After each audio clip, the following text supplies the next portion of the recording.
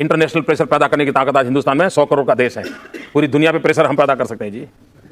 अगर भारत चाहे तो अरब देश, ये जो कतर, यूएई, सऊदी अरब ये सब बता रहे हैं, अगर भारत चाहे तो कैसे इनको आटे दाल का भाव बता सकता है, और वो तो दूसरा कोई पूरा भी नहीं कर पाएगा। असदुद्दीन ओवैसी, क्या होगा अगर भारत इन देशों से नाराज हो जाए तो इन देशों में कैसे मुश्किलें आएंगी, मैं आपको बताता हूं और लाइन से बताता हूं। पहले कतर के बारे में सुनिए। कतर के तो पर कतर दिए जाएंगे। कैसे? कतर में करीब 6000 छोटी बड़ी भारतीय कंपनियां चलती हैं बॉस। उनकी अर्थव्यवस्था में हम कंट्रीब्यूट करते हैं। सिर्फ तेल से नहीं चलती दुनिया, बहुत कुछ और चलाना पड़ता है, और वो चलाने के लिए हम भारतीयों पर निर्भर है। कतर भी जैसे दुनिया निर्भर है। जरा कतर के बाद कुवैत के बारे में बताता हूं। 43 लाख की आबादी वाले कुवैत में 10 लाख तो भारतीय हैं, यानी 1/4, और वहां का सबसे बड़ा समुदाय है। करीब 5.5 लाख भारतीय ऐसे हैं जो वहां पर doctor, nurse, engineer, CA, technician, construction worker के तौर पर काम करते हैं। तो अगर भारतीय बैठ जाएं, हाथ खड़े कर दें कि कर लो काम, तो ना कंस्ट्रक्शन होगा, और जिनको हार्ट अटैक आएगा ये सुनकर कि अब काम कैसे चलेगा, उनको देखने वाली नर्सेस भी नहीं होंगे, डॉक्टर भी नहीं होंगे। तो असदुद्दीन ओवैसी और वो जो पूरा फाउंटेन गैंग जिसको मैं कहता हूं, वो जो बड़ा खुश हो रहा है, वो जरा ये बताए आपको। इंफ्रास्ट्रक्चर और आईटी जैसे सेक्टर्स में भारतीय कंपनियों का अच्छा खासा निवेश है। मेडिकल, सॉफ्टवेयर, स्पेस जैसे सेक्टर में भारत की मदद से कुवैत तरक्की करने में जुटा हुआ है। नोट छाप लेना आसान है बॉस, क्योंकि वहां तेल के कुएं निकल आए। ये भी तो चाहिए, ये तो हमारे पास है। हमारा लोगे तभी चल पाओगे। सऊदी अरब के बारे में आपको बताता हूं, अभी तो आटे दाल का भाव भी बताऊंगा। अभी तो सिर्फ आपको बता रहा हूं कि भारत सिर्फ दिमाग से चाहे तो कितना नुकसान पहुंचा सकता है। सऊदी अरब में करीब 745 भारतीय कंपनियां हैं, जिनका वहां करीब $2 बिलियन यानी करीब 15,000 करोड़ रुपए का निवेश है। ये कंपनियां वहां इंफ्रास्ट्रक्चर, सॉफ्टवेयर, फाइनेंशियल सर्विसेज, इन तमाम सेक्टर्स में काम कर रही हैं। सऊदी अरब में 22 लाख भारतीय रहते हैं, जो सबसे बड़ा प्रवासी समुदाय वहां है, जिनका सऊदी अरब की तरक्की में बड़ा योगदान है। अब जरा यूएई के बारे में सुन लीजिए। यूएई में 34 लाख भारतीय रहते हैं।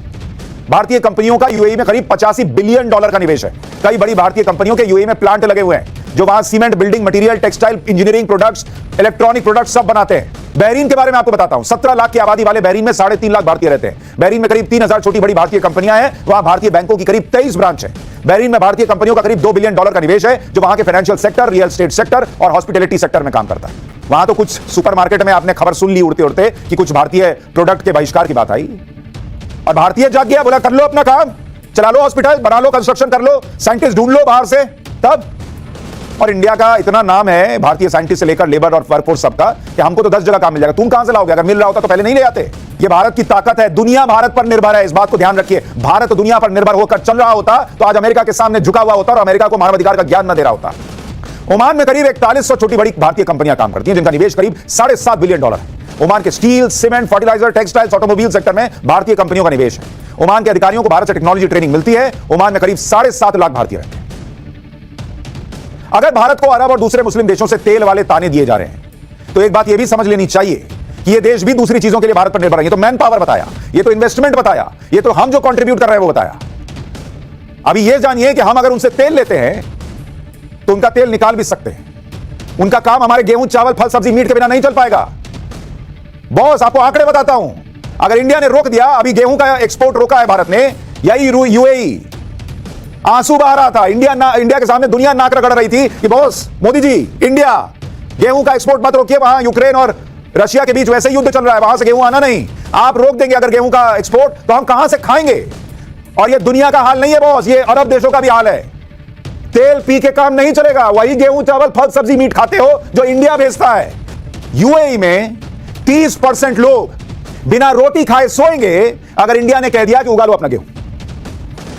यूएई में 30% लोग रोटी नहीं खा पाएंगे अगर इंडिया ने कह दिया कि तेल पी के सो जाओ।